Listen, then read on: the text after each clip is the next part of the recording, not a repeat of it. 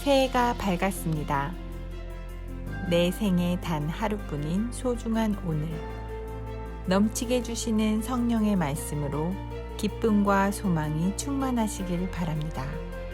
오스틴 주님의 교회 매일 말씀 묵상. 네, 오늘 우리에게 주시는 하나님 말씀은 빌립보서 4장 1절부터 3절까지 말씀입니다. 빌립보서 4장 1절부터 3절까지 말씀, 석절 말씀인데요.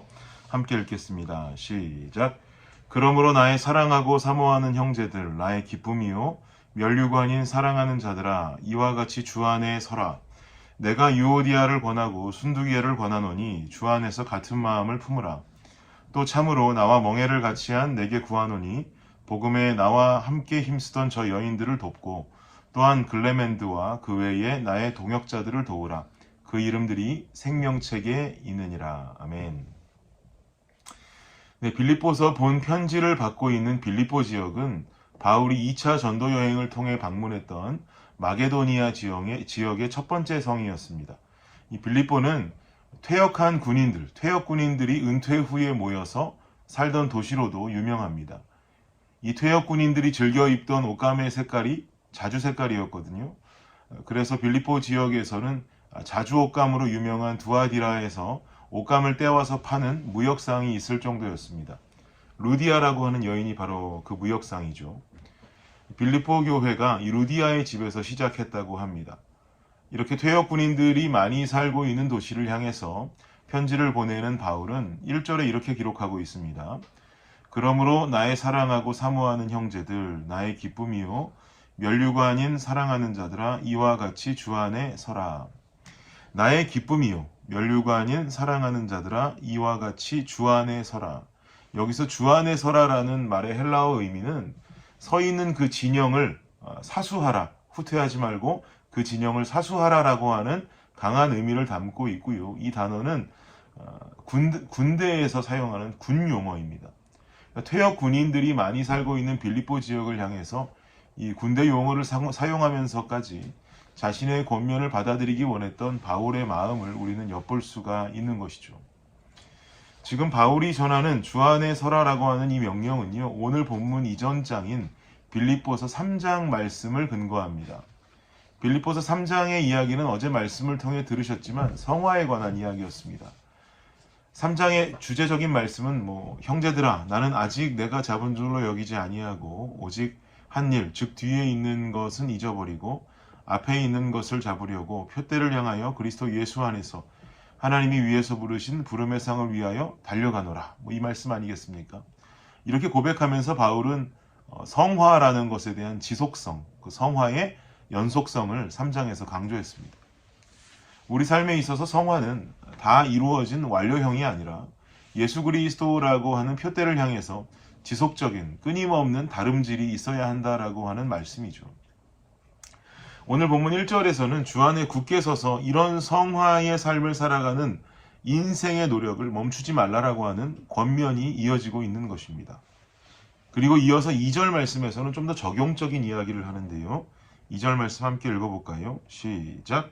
내가 유오디아를 권하고 순두기를 권하노니 주 안에서 같은 마음을 품으라. 바울이 자신의 서신서에서 이렇게 직접적으로 이름을 언급하는 일은 흔하지 않습니다. 유오디아와 순두게라고 하는 여인들이 빌립보 교회 안에서 뭔가 문제를 일으킨 모양입니다. 그 문제의 스토리는 성서 안에 나와 있지는 않습니다만 두 여인의 어떤 관계적인 문제가 있는 것으로 보입니다.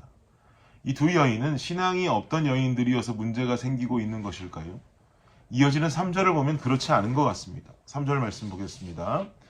시작. 또 참으로 나와 멍에를 같이 한 내게 구하노니 복음에 나와 함께 힘쓰던 저 여인들을 돕고 또한 글레멘드와 그 외에 나의 동역자들을 도우라. 그 이름들이 생명책에 있느니라.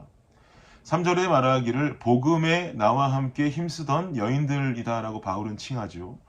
믿음이 있었던 여인들입니다. 교회 생활도 제법 열심히 하던 일꾼들입니다. 생각해보면 교회 생활, 믿음 생활 열심히 안 하면 성도 간에 부딪힐 일도 없죠. 공동체 안에 인벌브되어 있는 부분이 없는데 누구랑 부딪힐 수 있겠습니까? 늘 교회 안에서 시험 들고 어려움 겪는 사람들은 대개 열심히 신앙생활 하시는 분들일 때가 많습니다. 하나님과의 관계를 갖기도 하지만 어쩔 수 없이 인간들과의 관계도 맺어야 하기 때문에 인간들 사이에서 문제를 발생하게 되는 것이죠. 이런 문제는 당시 빌립보 교회만이 아닌 오늘을 살고 있는 우리들에게도 빈번히 일어나는 문제가 됩니다. 바울은 이런 관계적 어려움을 겪는 교회와 성도를 향해서 권면을 전합니다. 2절 말씀 다시 한번 보시겠습니까? 2절에 말하기를 내가 유오디아를 권하고 순두개를 권하노니 주 안에서 같은 마음을 품으라 라고 권면합니다. 같은 마음을 품으라는 거죠. 그럼 같은 마음은 어떤 마음입니까? 바울은 에베소서 4장 15절 16절을 통해서 교회에 관해 이렇게 말합니다. 오직 사랑 안에서 참된 것을 하여 범사에 그에게까지 자랄지라. 그는 머리니 곧 그리스도라. 그에게서 온몸이 각 마디를 통하여 도움을 받음으로 연결되고 결합되어 각 지체의 분량대로 역사하여 그 몸을 자라게 하며 사랑 안에서 스스로 세우느니라. 아멘. 교회의 머리는 예수님이고요. 성도는 그 머리와 연결된 몸의 지체다라고 말합니다. 즉 교회를 이루는 성도는 같은 마음을 품어야 되는데 그 같은 마음은 곧 머리 대신 예수님의 마음이죠. 내 마음에 내 마음만 품고 있으면 인간의 마음이라 싫은 것을 용납할 수 없고 화나는 것을 절대로 참을 수가 없는 것이 인간의 마음입니다. 그럴수록 우리는 우리의 마음을 예수님으로 향해야 합니다. 그리고 내가 성도이기 때문에 성도의 사명은 머리 대신 예수님을 말과 행동을 통해 나타내야 하는 사람이라는 것을 우리는 잊지 말아야 됩니다. 그런데 이게 말이 쉽지 이렇게 살아갈 수가 있겠습니까? 그래서 이어서 바울은 또 권면하고 있습니다. 6절 7절 말씀 한번 보시겠습니까? 읽겠습니다. 시작. 아무것도 염려하지 말고 다만 모든 일에 기도와 간구로 너희 구할 것을 감사함으로 하나님께 아뢰라. 그리하면 모든 지각에 뛰어난 하나님의 평강이 그리스도 예수 안에서 너희 마음과 생각을 지키시리라. 우리는 품기 어려운 예수님 마음을 위해서 기도와 간구함을 게을리하지 말아야 됩니다. 그러면 모든 지각에 뛰어난 하나님의 평강이 예수님 안에서 우리의 마음과 생각을 지켜주신다라고 약속하시죠. 나 홀로 나의 마음 속에 예수님 마음 품어보겠다고 고생하는 건 수행이요 수련입니다. 그러나 기독교는 절대 수행의 종교가 아닙니다. 공동체 안에서 관계적인 어려움이 있을 때면 흥분하기 쉽고 헐뜯기 쉬운데 그러기 이전에 앞서서 주님 앞에 기도와 간구로 구하는 자가 바로 성도의 자격이 있는 줄을 믿습니다. 성령께서 우리 마음과 생각을 지켜주셔서 예수님의 마음으로 상황을 파악하고 해결하는 것에 분명 도움을 주실 것입니다. 사랑하는 여러분, 공동체 안에서 갖게 되는 관계에 어려움이 있으십니까? 어렵더라도 그분을 위해서 기도하는 마음을 갖기 원합니다. 그리고 하나님 앞에 예수님의 마음을 품게 해달라고 기도하고 간구하는 여러분이 되시기를 원합니다. 문제가 풀려야 마음이 풀릴 것 같지만 사실 마음이 풀려야 문제가 풀립니다. 아침 7시 10분이 되면 우리 집 아이들은요 5명 중에 3명이 다 학교에 갑니다. 집에 덩그러니 2명만 남습니다. 남아있는 이 두 아이들 사이에는요 위아래라고 하는 계급이 없습니다. 막내는 언니를 언니라고 여기지를 않습니다. 자기가 봐도 자기랑 얼마 차이가 안 나는 것을 아는가 봅니다. 그런데 언니가 갑자기 어디선가 사탕을 하나 찾아서 가지고 나옵니다.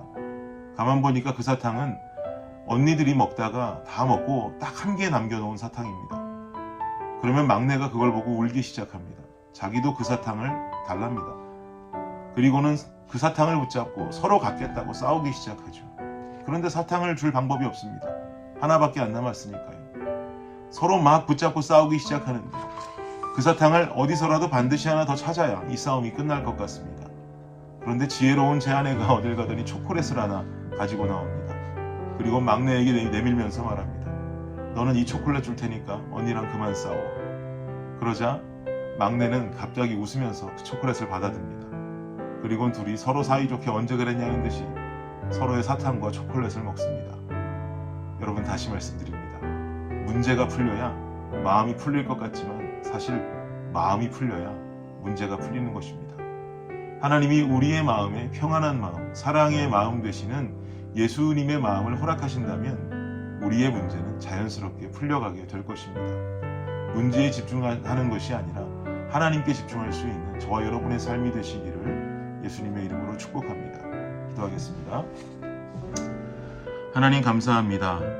문제가 풀려야 마음이 풀릴 것 같지만 우리의 마음이 풀려야 문제가 풀림을 경험할 때가 많습니다. 그리스도 예수의 마음을 가진 성도가 되게 하여 주시옵소서. 기도와 간구함으로 주님 앞에 친밀하게 나아갈 때 주님께서 그 마음 품게 하시고 진정 공동체 안에서 성도로 살아가며 문제 속에 빠지지 않는, 또 그 문제를 하나님 안에 해결하는 지혜로운 모든 성도님들 되게 하여 주옵소서. 예수님 이름으로 기도합니다. 아멘. 네, 수요일의 기도 제목으로 기도하겠습니다. 첫 번째, 교육부 및 청년 사역을 위해서 기도해 주십시오. 영아, 유아, 초등, 중고등부 교회 학교를 통해 어릴 때부터 복음을 만날 수 있도록, 대학부 청년부 EM 사역을 통해서 영적 부흥이 일어나도록. 두 번째는요, 구역 예배 위해서 기도해 주십시오. 구역장들이 예배를 성령 충만함으로 인도하도록, 구역장들이 섬김을 통해 각 개인이 은혜와 복을 받도록 기도해 주시기 바랍니다. 마지막으로 선교사님들을 위해서 기도하실 때 네팔의 윤성철 선교사님, 터키의 하상욱 선교사님, 캄보디아의 빈태국 선교사님의 사역을 위해서 함께 기도해 주시기를 바랍니다. 기도합니다.